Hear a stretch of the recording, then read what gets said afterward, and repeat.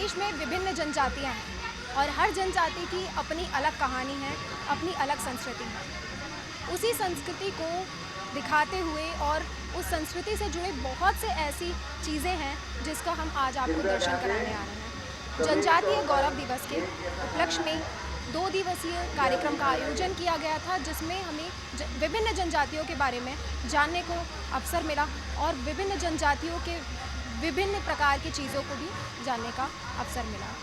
यहाँ पर हम आए हुए हैं एक आदि विद्रोह का एक स्टॉल है उसमें, जिसमें विभिन्न प्रकार के, क्योंकि हमारा आदिवासी समुदाय हमारे आदिकाल से जुड़ा हुआ है, तो इसमें विभिन्न प्रकार के विद्रोहों के बारे में दिखाया गया है। जैसा कि आप सभी देख पा रहे हैं, यहाँ पे रानी चौरीसा विद्रोह, जो कि ग्रामीण महिलाओं द्वारा किया गया था, आदिवासी महिलाओं द्वारा किया गया था विद्रोह, सशस्त्र विद्रोह था। लेकिन जो बस्तर के राजा भौरम देव थी, उनकी 2 रानियाँ थी, उनकी एक कहानी है। और जब राजा अंग्रेज़ों के साथ में अंग्रेज़ों ने जब हमला किया और महिलाओं द्वारा भौरव देव के खिलाफ जब सड़कों पर विद्रोह करने लगे, तब राजा जो थे वो नवाबाई को छोड़ बस्तर की ओर बस्तर की राजगद्दी को छोड़े।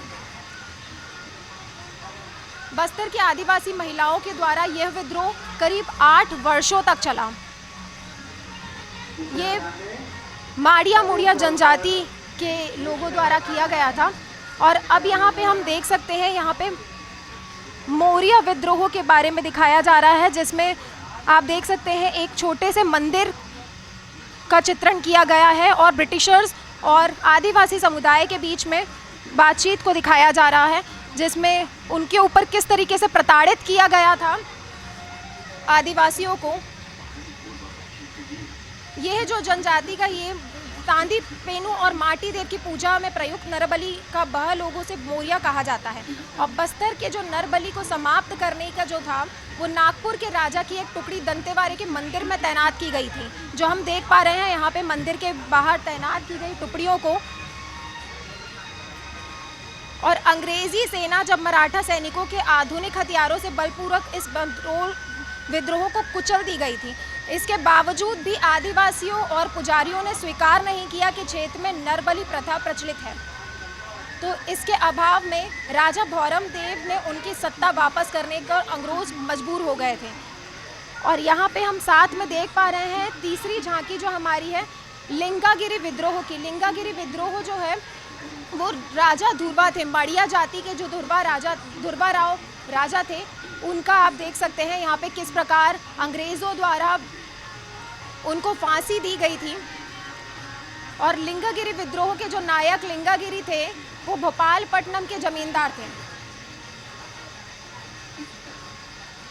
और इस तरीके से आप झांकी में देख सकते हैं जीवंत चित्रण दिखाई दे रहा है, जो हमारे आदिवासी समुदाय हैं उसके द्वारा किस प्रकार से जो ब्रिटिशर्स थे उनके खिलाफ विद्रोह किया और अपनी जनजाति को, अपने संस्कृति को बचाने का प्रयास किया गया।